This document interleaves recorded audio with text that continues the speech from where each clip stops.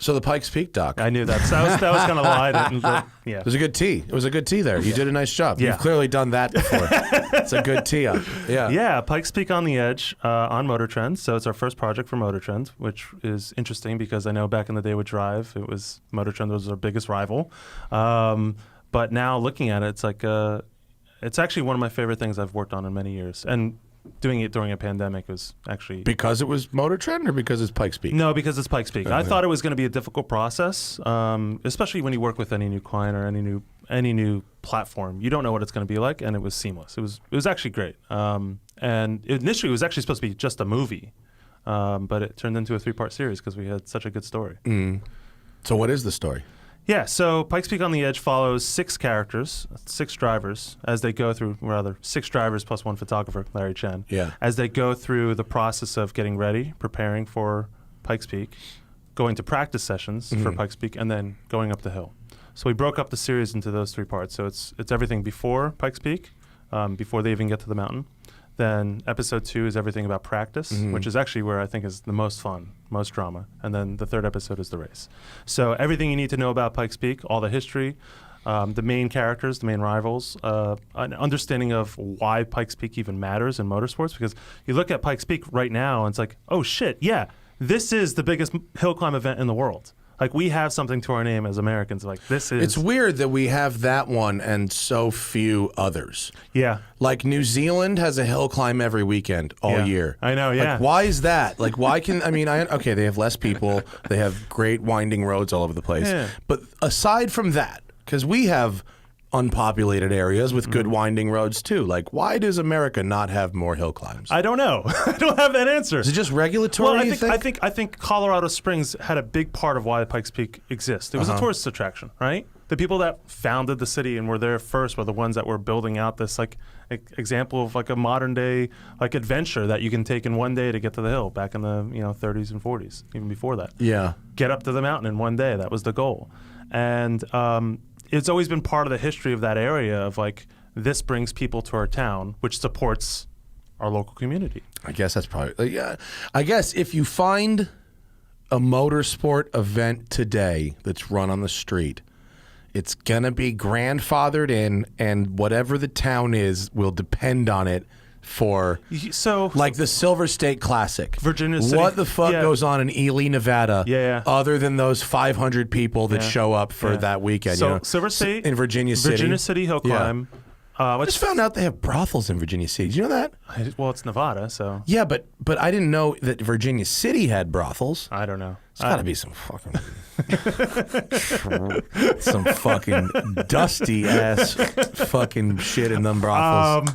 Yikes. Back on topic, Matt. Just saying. The most interesting thing about Virginia City, by the way, is that they have brothels. That's the most. No, the road is awesome. The road is awesome. Yeah, the 314, the Virginia City Hill Climb. How do you remember the names of the... Damn, okay. I have a head for that type of thing. I'm trying to think of what else. There's I can't remember to like pay my taxes on time, but I remember a road I drove at a press lodge Silver 3 State years Classic, ago. Pikes Peak, Virginia City Hill Climb, Targa, Newfoundland. What are the other like road-based events in they've got what's that? They've got that new one in Sun Valley. What's the one where the cars go real fucking fast? I don't know. Oh, there's also the Sand Hills one in Nebraska, which is I think run by the same people who do the Silver State. Okay, yeah.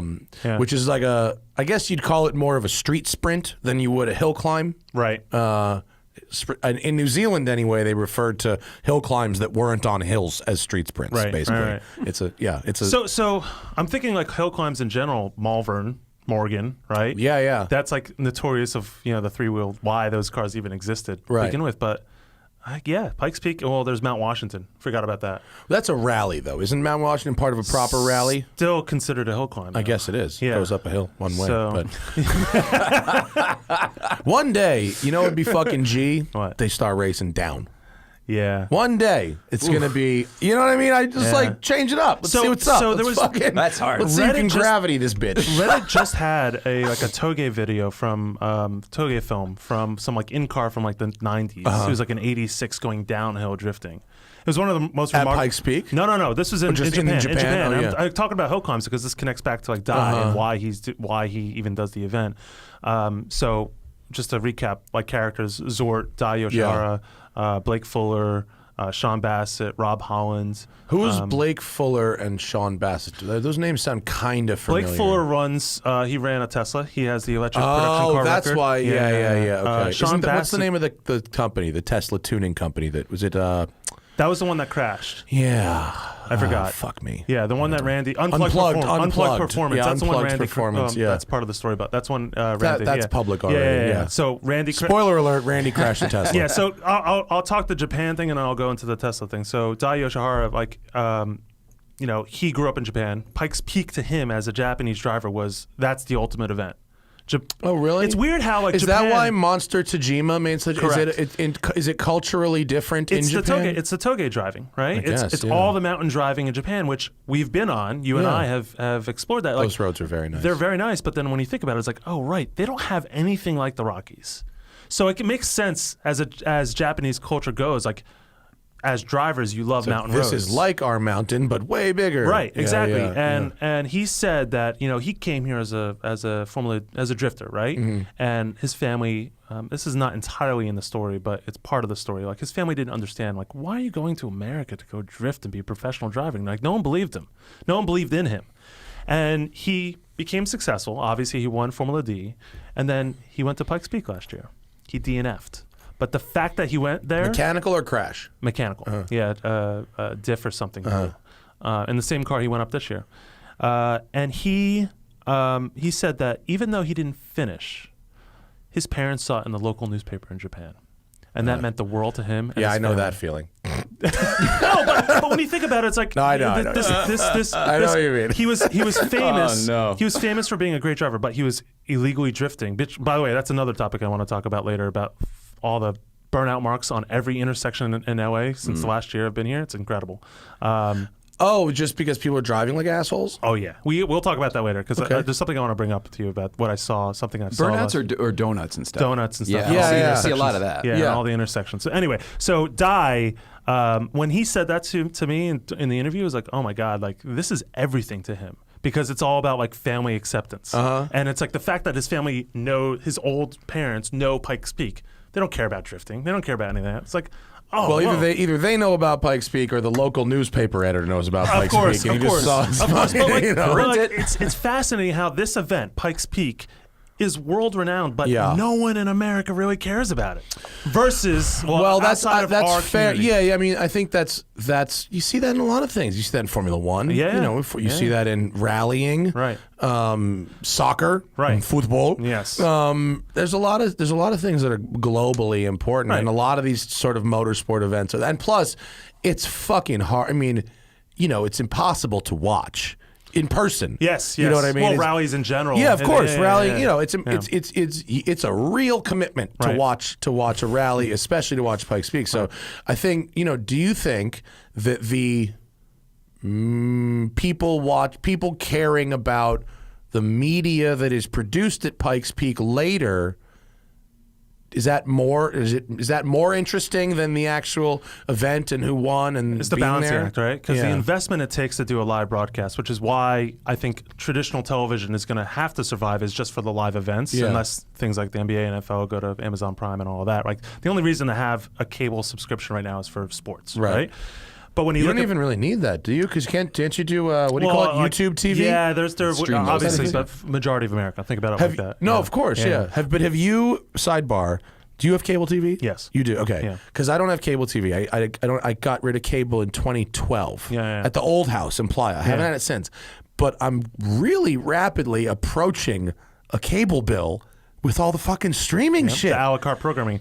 I'm really getting close to... conversation we all had when we started driving. Remember the fucking drive and they were like, go fuck yourself, $5 a month, you greedy fucks. And now they're like, Touch ID to buy. Okay. Yeah. Infinite. We were way too early to all early that. on anyway. That, So, but back to Pikes Peak and it's just so impossible to actually get a live stream out of there because of the altitude, because of the conditions, because of so what we tried to do with our mini-series at this point, the last episode, we treated it as if it was live a little bit, right? So it's live to tape. So obviously... What does that mean? You speed all cameras at fucking 4 a.m. and just use all the data? No, but yes. Not at 4 a.m. and not all at the same time, but guess who had to go in? And I did this. went in and actually synced up all the cameras on the mountain. How many cameras did you have up the run? 2 to 3 cameras per car, plus the helicopter, plus it's 2 to 3 cameras per race car. Per race car that plus helicopter. Plus helicopter, plus 1, 2, 3, 4, 11 stations for shots. That's a lot. Yep. That's a lot. And they're not synced, they're all different cameras. Oh, God. 2 cameras in... And I assume they don't all go to time code. They don't. All down to... So when you said synced up, did you just synchronize, like you sequenced a run from all of this shit? Yeah. Oh. Well, actually, I pictured somebody driving up the hill with a slate, so it's a little better than that. So actually for the day, I sequenced the day. Oh my God! And yeah, so big credit to like the whole team. Must be worst. But that's like we were talking about interviews and going through stuff. Like the early part of the process of making the movie, I'm actually with Matt, the other director. We're going through all the raw footage to see what we have. And yes, like in the movie, yeah, it's like Fourth Wally. No. Like in post. All right. So Matt and I were going through in my apartment for 4 weeks during the pandemic, just like going through all this footage. But it was about a week. It smelled really good. Yeah, there. right. Matt Hardigree and I, we both every day in my apartment, we went through that day of the race and we synced up every single camera as best we could. And the sync we used was actually the radio. Because every single Radio Slate. I remember Radio Slate. Not just that. We didn't actually do a radio slate because we didn't have full. You synced it on Radio Chatter. Yeah. Ugh. Yeah. What a fucking nightmare. Yeah. Yep. Oh my God! Everything about this sounds terrible. It was really rough. But anyway, you then get one timeline with every single camera on the mountain at that point. No, it's crazy. And then you go through like, okay, what happened? And then we created a line cut. So that's like the best stories between them all. And then, and that was our choice about like what's happening, where do people have issues, where do people go off, what was going on, right? The weather was always an issue at Pikes Peak, and of course it was in this story. And then we just handed over to John Hindhoff, and I gave him very little notes. I just said, these are the people we're following. And the Radio Le Mans guy. Yeah. He was there. Yeah. He was there in real time, but a lot like Drive to Survive for F1. Oh yeah, the fake announcer VO. You need that. It's fake, but it's fake in the sense of.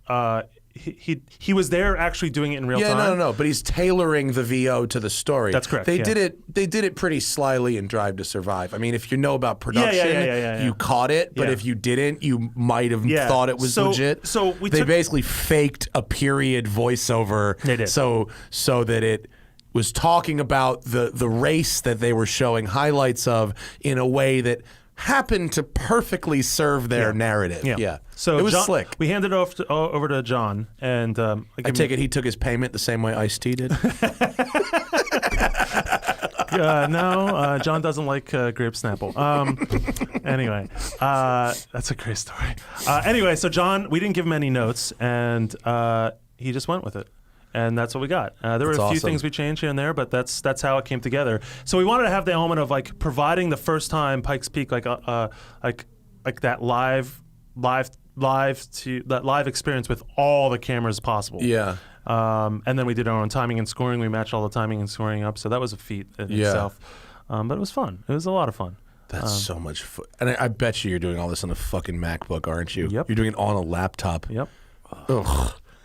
Ugh. That's how it's. JF stands for JFM stands for just fucking martyring, and it's all you just fucking make your own life so miserable in so many ways. But it's like a 13-inch MacBook Pro with don't do that 97-foot timeline. No, it was I have massive monitors and all that, but working off a MacBook. So the process was kind of going into the process was like four or 5 weeks of Matt. You have external GPU. You must. No, proxies, all proxies. What does that mean? So you take the raw footage, fucking like 4K, 8K footage from the helicopter, and then you down convert it to 720. Because you don't need quality, you just need story, you just need audio.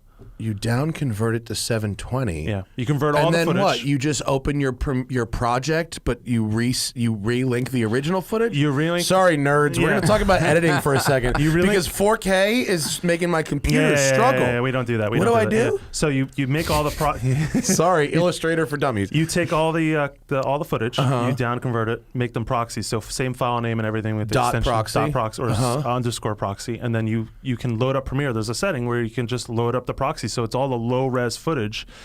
And then you can just uncheck that and it goes to the real footage? Yep. No way. Yes. Yeah. Wow. Yes. Oh, that is so cool. So yeah, sorry, I hope you're still here, folks. The past 3 big projects we've worked on have all been that way. All 4K footage. Even the red footage from the helicopter was 8K. I was able to edit that on my laptop. Wow. Yeah, so Matt and I... This is what happens when people actually teach you how to use things instead of you just like loading them up and going, here we go. For the record, I am a terrible shooter. I'm a terrible editor. All I do is I know how to use the software to tell a story. Right? And then we hand it off to great people like Will Schultz and Will Barber to actually make it pretty. We can copy and paste. Yeah. That's what I can do. I can copy and paste, and I can right-click, apply default transitions. Yes. I can do that. But you ever seen me edit? That's what it is. Hardigree and I sat for hours and hours just watching all the interviews, watching all the in-car footage. So with the interviews, it's like you create bins of like, what is this? You ask this question, what is this person talking about? Oh, they're talking about the history of Pikes Peak. Put that in that sequence. Oh, this person's talking about Rob Holland's talking about Jeff Zort. Put it into the Jeff Zort column. Like all those different elements you put together, and then as you go through the edit and tell the story. Jeff Zort just said the nicest things to me about Larry Chen. Yeah, he basically was like, he's the voice of a generation. But he basically approximated that sentence. You haven't watched the Pikes Peak doc yet, have you? No, he texted this to me. Oh yeah, no, but he says the exact same thing. Oh really? Yeah. Oh, he must have that line fucking queued up. Yeah, he must. We all have a couple. We've all got a couple. We've all got a couple lines that are queued up like that. You'll see in episode 2, or actually episode 1, this is awesome actually. Jeff goes through and explains how they've both shot the same cars, but at different, or Larry says this, in different years. Like the same, literally, he shot them new and Larry's shooting them vintage. That's hilarious. And they go through this and they complement each other and all that. And then we actually use Larry as the crutch and as the bridge in our second episode with practice, because practice at Pikes Peak is an absolute utter mess, right? So when you're at Pikes Peak, you never actually race up the whole mountain. No, they do it in day. thirds, right? You do it in sections, bottom, middle, top, right? Yeah. And then each day of the 4 practice days, you choose where you want to be, or rather, there's a system, and then you qualify just on the lower section. Yeah. But it's a mess because you got drivers in different areas, different sections. Like it's a and hard. People have like literally never driven it before as well. Yes, yeah, the rookies. At speed. Yes, yeah. So it's an absolute mess in terms of how you even cover that as a story. Because there's like more crashes during practice than there are during the race. Yeah, absolutely. Yeah, yes, this year, absolutely. So we use Larry as the crutch to kind of tell that story. So we brought Larry on as like a secondary supporting character. Like, okay, Larry, I just want to have someone follow you. I don't know what we're gonna like when we're choosing the story and the characters. You choose more than you think you're gonna need for the whole story because you don't know who's gonna be a dud. You don't know what's gonna happen. Yeah. So well, and if you choose 6 racing drivers. You don't know. Well, I could guarantee you that 2 of them are fucking unusably bad. 2 of them, you're really going to be grasping at straws. So yeah, it's a challenge that way. So when you're watching the show, guys, look who has the fewest lines. As a director, Matt and I were trying to like hedge our bets, right? Yeah. And Larry was one of those bets where it's like, okay, we don't know what we're going to get, but we want to tell his story because he's on the mountain, he knows the mountain better than anyone else, and he's the one that's experiencing it different from the drivers. He's on the side of the fucking mountain, right? Yeah. So we just had him and his shooter just follow him through the practice week. Everything from literally him waking up in the morning, rolling out of bed. I bet you got gold. I bet you had ramen, so much usable footage that you could probably make a second side movie out of it. Well, no, I don't think that much, but it was perfect to tell the story. He was the crutch and the bridge to kind of connect all the dots on the side of the road and explain like. Even Larry, who's fit and has done a lot of races in his life, been around the world, like he's exhausted and out of control, out of breath. Like 14,000 feet is real. Yeah, yeah. We had on the first day we were shooting. We were in a delay. We're like, what's going on? And then in the distance, you see a helicopter coming. We're like, what? In practice days, there's no helicopter for no camera helicopter. It's like, oh, someone's getting airlifted, and we're like, oh, there must have been a crash somewhere down below. And helicopter lands, takes someone out. We're like, who crashed? We're like, no one crashed. That was a photographer. He fell off the side of a cliff. I was like, what? Whoa. Yeah. Is he okay? He screwed up his head, and he was pretty messed up. Jesus. Yeah. So like, I don't know where the fall was exactly, but he fell. He hit his falling off a cliff onto your head sounds bad. And when you think about it like that, it's like, we work with Tom. Tom is an extreme athlete in his own regard. Let's put it like that, right? Yeah. He'll ride 50, 60 miles on his bike. Yeah, he's an endurance athlete for sure. Right. Yeah. But even he gets winded up there. Even he, at altitude was having issues. And what you don't realize... I smoked a blunt at the top of Pikes Peak 3 years ago. Big mistake. I'm not fucking around. It was a big mistake. I felt fucking terrible for about a half an hour. It was really bad. It's one of those things that once you have altitude sickness, there's only one way to solve it and say, get to the bottom. Yeah. And it's hard to convey that as a storyteller on camera because like it's not a thing you can see. Yeah, it's not like you can't see oxygen. You can't see that. So speak for yourself. I can see the Lord. Anyway, so that was like a big part of the story. Is like, how do you visually showcase how tolling this is on people? Because drivers, they're running oxygen. They're fine. They get to the top.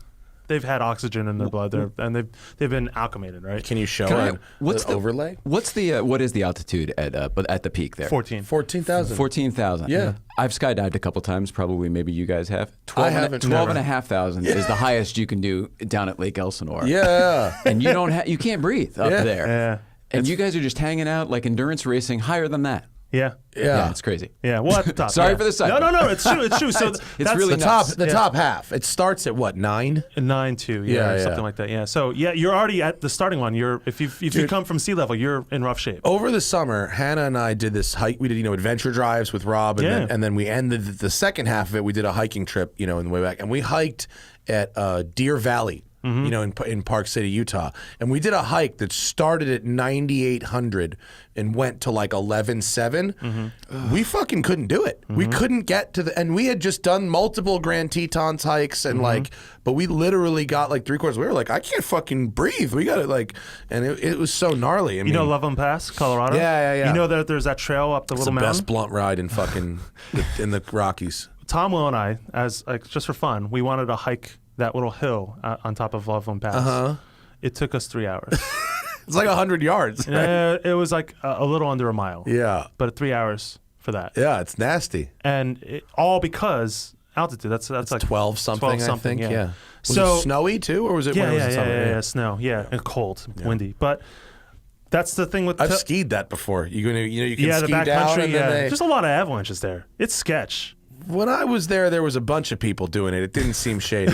Okay, all right. I remember every time I drive through I'm pretty risk averse, honestly. I don't do a lot of really sketchy stuff. And if it really seemed sketchy, I probably wouldn't have done it. There was a bunch of people doing it because you'd shuttle each other back in your car. Yeah. There are people that with the pickup trucks that take like $5 to bring you back up there. It's a cool little place. But anyway, back to Pikes Peak, it was like that was the hardest part of telling the story. Is like, how do you showcase how it's a dangerous road. Yeah, you can fall off the side, but like it's physically tolling on you and on the cars. That's why the electric cars do so well, of course, because of they don't need oxygen. And Larry told that story for us, right? Because he was a fucking mess. He was a mess, and he does that all the time. He's done Pikes Peak many years, and that's all. It's awesome. Yeah, no, it's cool. Yeah, I'm glad. Like Larry seems like a good relief character from just the the intensity of the racing driver, right? Because he's obviously Larry's. He's working very hard. He's very busy. Obviously, he's a professional, right? But photographer intensity and race car driver intensity, totally different. Yeah. And you need those different kind of angles. It was I'm trying to think if there are any drivers that are like Colin's great to hang out. Rob. He's great. He's chill. He's just got his program, but when he's outside the car, he's chill. Yeah, he's fine. But the intensity between the Porsche battle with Donahue and Donner and Zort this year was the 935. The two GT2 Club Sports were, it's crazy.